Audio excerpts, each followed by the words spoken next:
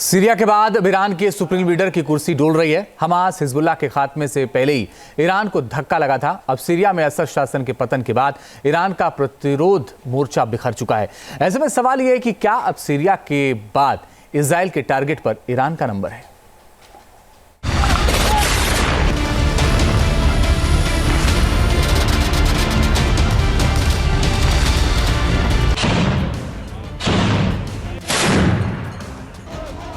Middle east के मुस्लिम राष्ट्र Syria में तख्ता पलट हो चुका है।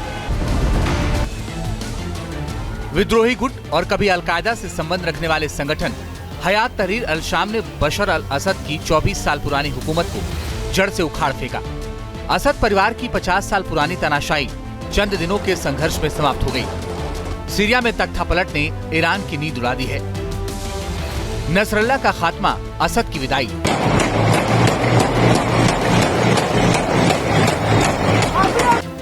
सीरिया के बाद अब ईरान की बारी आई। सीरिया के बाद क्या अब ईरान में खामेनेई का तख्ता पलट हो सकता है? क्या असद के बाद ईरान के सुप्रीम लीडर खामेनेई की कुर्सी खतरे में है? सीरिया में हुए घटनाक्रम के बाद ये सवाल हवा में तैर रहे हैं। क्यों, वो भी समझिए। पहले गाजा पर हुए इजरायली हमले में हमास का लगभग सफाया हो गया।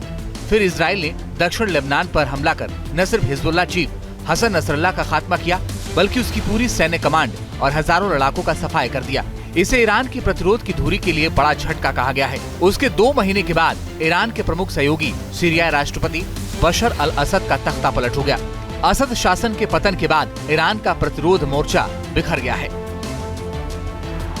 सीरिया के पतन के बाद ईरान बेहद कमजोर नजर आने लगा है, जिसके बाद अब ये चर्चा तेज हो गई है कि क्या अगला नंबर ईरान का है और खामेनेई के साथ भी ऐसा ही होने वाला है।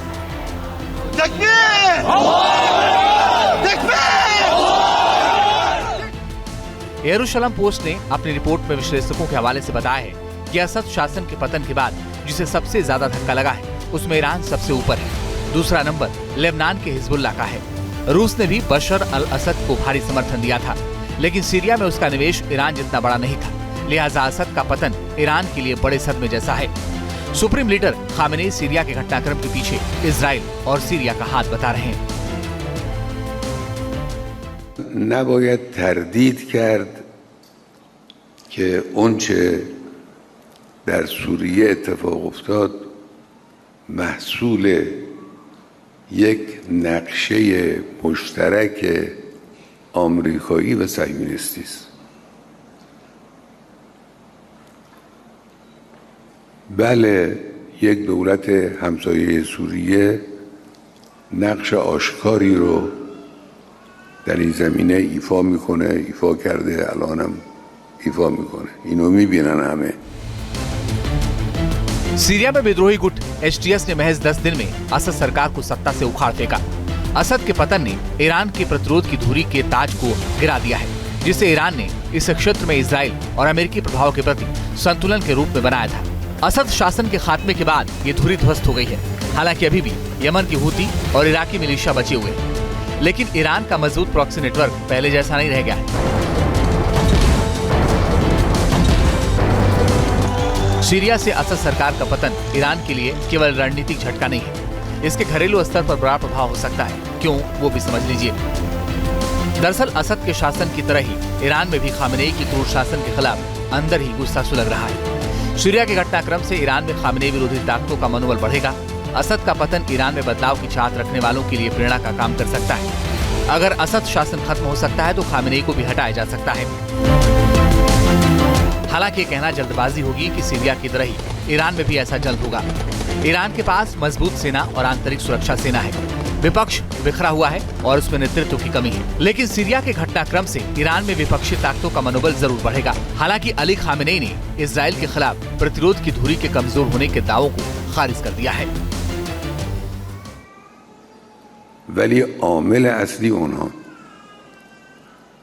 عامل اصلی، توطئه‌گر اصلی، نقشه‌کش اصلی، اتاق فرمان اصلی در آمریکا و رژیم صهیونیستی است.